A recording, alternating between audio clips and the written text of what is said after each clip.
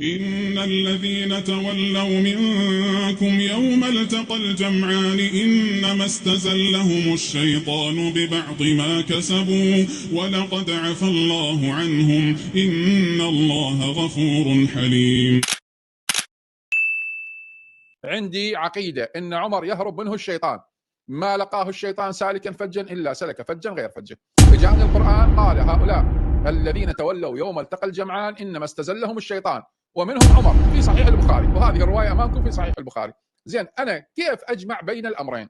إما أن يكون البخاري كذاب وهروب عمر كذب في صحيح البخاري وهروب الصحابة كذب، وإما أن يكون هذه العقيدة الفاسدة التي أنا أعتقدها بأنه عمر لا يقدر عليه الشيطان الذي يقدر على رسول الله، يسحر رسول الله ويتصارع معه، والنبي يريد أن يربطه إلى سارية ويهجم إليه بشعلة بالنار.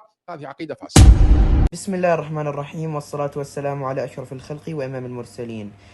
زعم هذا الشيعي بأن عمر بن الخطاب قد هرب من المعركة، وفي مسند أحمد بن حنبل يثبت غير ذلك الكلام نهائيا.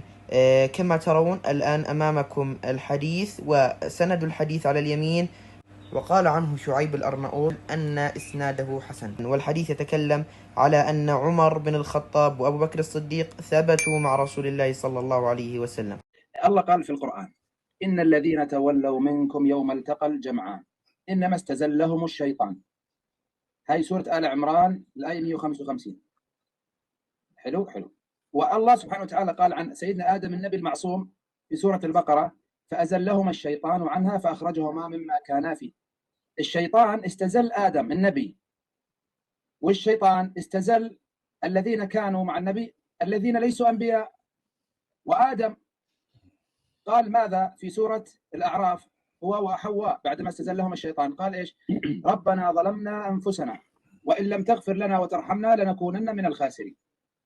وأيضا الصحابة الذين استزلهم الشيطان، الله سبحانه وتعالى قال: ولقد عفى الله عنهم إن الله غفور حليم. يا أخي، الله عفى عنهم والله عفى عن آدم. انتوا شو لكم علاقة بالموضوع؟ الله وعباد الله عفى عنهم. انتوا مين تتكلموا بعد الله؟ انتوا تفهموا أكثر من الله يا شيخ. هاي بالنسبة للآية.